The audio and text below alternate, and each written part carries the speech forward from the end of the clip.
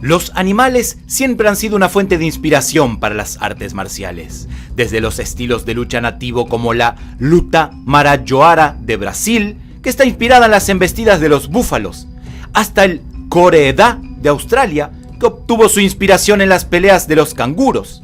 Sin embargo, a lo largo de la historia fue el Kung Fu quien más se ha caracterizado por utilizar en sus formas los movimientos de animales salvajes como tigres, serpientes, leopardo, osos, grullas o animales mitológicos como el dragón y el fénix. Sin embargo, existe un estilo del Kung Fu que está inspirado en un animal doméstico. Este animal doméstico no podía ser otro sino el perro. El Go Chuan es el estilo del Kung Fu del perro. Es un estilo de Kung Fu muy poco conocido y menos aún practicado incluso en China. Sus orígenes se remontan, según las leyendas, a la dinastía Qing en el Templo del Loto Blanco en el sur de China, en la provincia de Fujian. Allí, los monjes entrenaban sistemas de combate para defenderse de asaltantes de caminos y animales salvajes. Estos sistemas eran muy rudimentarios, con muy pocas técnicas, pero enfocadas exclusivamente a la autodefensa y la practicidad. Durante la dinastía Qing, el emperador ordenó la destrucción de todos los templos donde se practicara religión y enseñara Kung Fu, por lo que el templo del Loto Blanco no fue la excepción. De más está decir que al tiempo de convertir los templos en cenizas, también la orden era la de ejecutar e incluso de torturar a sus ocupantes. De esta masacre, muy pocos escapaban. Dentro de los pocos que lograron escapar, un monje llamado Si Yue escapó al norte de China a la región de Fuzuo. Al llegar a Fuzuo, fue ayudado por la familia Chen para refugiarse.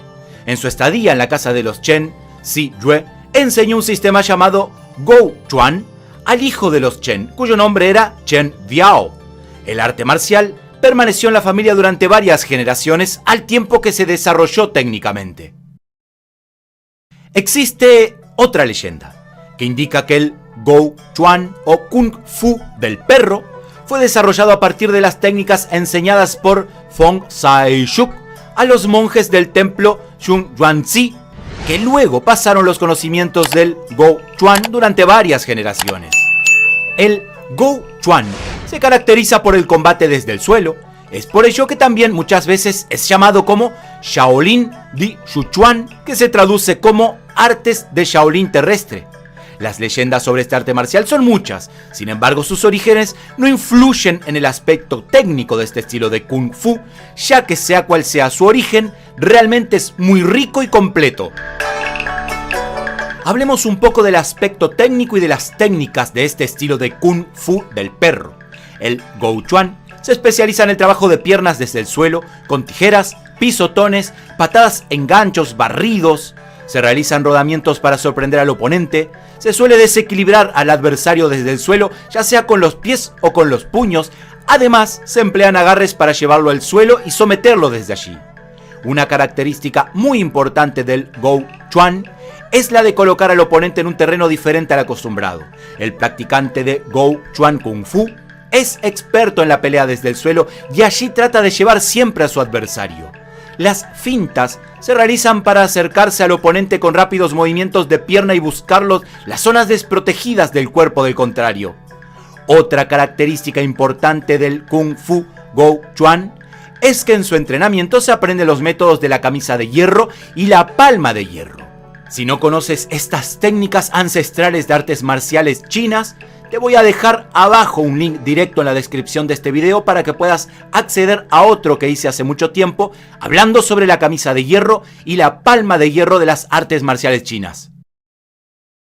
Cuando hablamos de artes marciales tan místicos y legendarios, sobre todo como en el caso del Kung Fu del perro o Go Chuan, sabemos que tiene desde sus orígenes varias leyendas por las que es imposible determinar quién fue su verdadero creador.